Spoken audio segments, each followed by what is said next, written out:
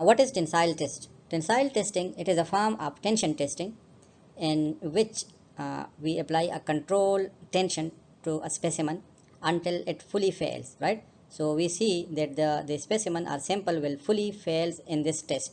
So it is a destructive testing, right? This is one of the most common mechanical testing technique. We use this test to find the different mechanical properties or the mechanical behaviors of the material. It is used to find out how strong a material is and how much it can be stretched before it breaks.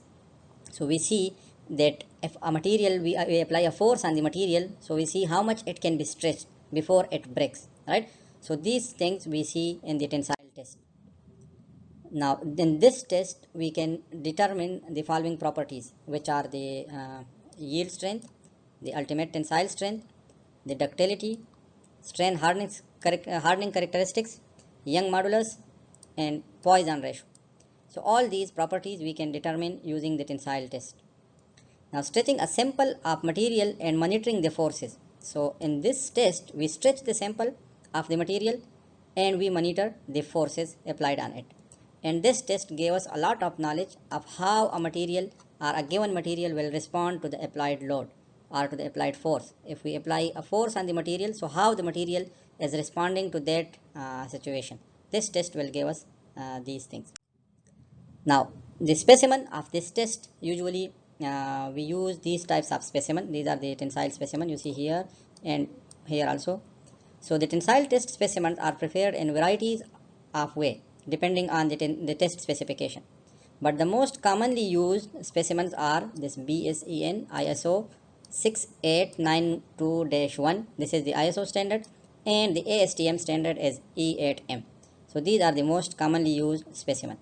So most specimens use either a round or square standard cross section with two shoulders and a reduced section gauge length in between. So what we have, we in the specimen usually there is a round or square shape cross section.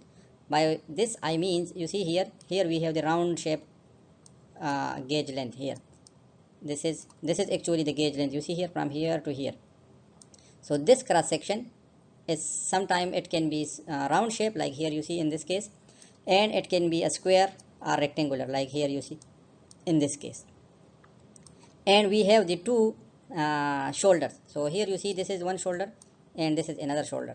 In the photos you see here, these are the shoulders, right? And here you see the threaded shoulder. So these shoulders are used for gripping in the machine. So we grip the specimen in the machine from these shoulders. And the specimen is also known as a dog bone specimen, right? As it, by its look. So how it look, it is like the bone. So that's why it is known as the dog bone specimen. So the shoulders allow the specimen to be gripped while the gauge length shows the deformation and failure in the elastic region as it is stretched under the load. Now these shoulders fix it in the machine, right? So the shoulders are fixed. These shoulders are fixed in the machine, and the deformation we see here along the gauge length. So whatever stretching or deformation is it occurs here in the gauge length, right? So the reduced cross-section gauge length of specific dimension assists with accurate calculation of engineering stress via load over area calculation. So here we with taking some area and the applied force, we can find the stress and we can find the strain also. Now why we find stress and strain? There is a reason behind it. If you see here, if I want to apply a force on any material, so there will be extension, there will be some deformation, right? But the force versus extension deformation, it is size dependent. So it is difficult for us to compare materials when we are applying the force to it. You look here, if we have a same material, let's say this is a steel rod, thin steel rod, if you apply some force to it, so we can bend it easily with that force. But with the same force, if we do the process here, like if we apply the force, the same force to this beam of the same material, so it is not easy to bend. So we will see deformation here, but we cannot see deformation here with the same force. So that's why we are not using this force and extension directly. We normalize these two parameters. How we normalize the parameter? We normalize and convert these two to stress and strain. Now stress is what? Stress is actually force per unit area. We will discuss it in detail in the theory class. but here just let me introduce. So force per unit area. Now here you see the area is different, here the area is different. So whatever force we are applying on a unit area here and the force applying on a unit area here, it will be the same. So the normalized parameter is stress, which we will be using in the experiment. And here also in the deformation, here there will be too much deformation. Even if we want to stretch it from here and here, so the elongation will be too much, like stretching as compared to here. So again here we need some normalized parameter, and that normalized parameter is strain, and strain is equal to the change in length divided by original length. So here we have the original length. If here the original length is small and here it is long, so the normalized parameter will be the same, right? So whatever change occur in this one and in this one, and then we divide by the original, so we have the strain. Now in the tensile test, what we do, we apply, now we plot the stress versus strain, and we get this type of curve. Now you see here in the curve we have different thing, right? What are those things? For a simple ductile material, if you plot, so you will see the curve like this. Here you see. Now in this curve, what is there? We have stress here, which is the force.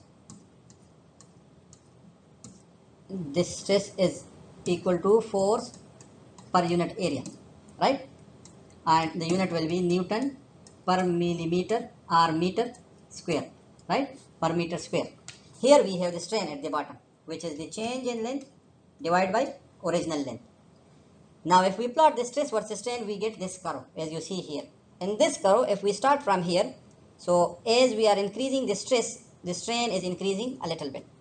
And when it reaches this point, here we see a little bit non-linearity. And that non-linearity is not for long time, for a very short period of time. And then we see again the curve is going up.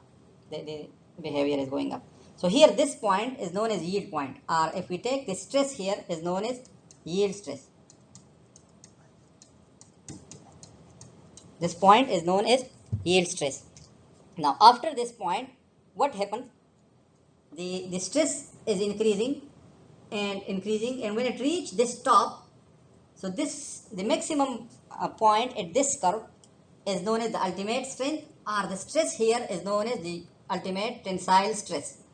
So this point here is the ultimate tensile stress. Now at this point, what happens?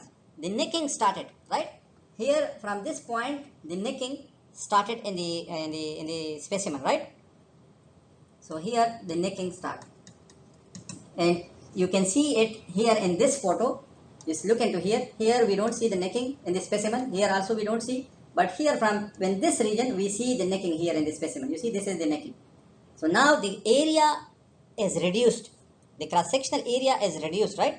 We have less area, and the stress will not go anymore like in the increasing direction, right? So stress will not increase up till this beyond this point. Now why it is not increasing, right? Usually the students are confused here why the stress is going down here, right? And the strain, we see this, the strain is, there is a strain, but the stress is not going up. Why?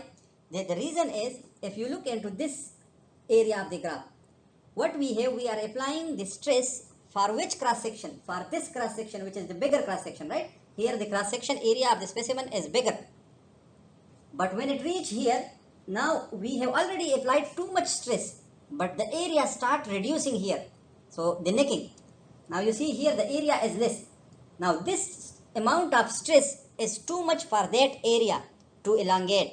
That's why without increasing the stress, we can see strain in the material. So this is the reason. And after some time, the material fracture permanently. So we see the fracture point. Right? Now if we take here, at this point, if we take the strain, that strain is known as fracture strain.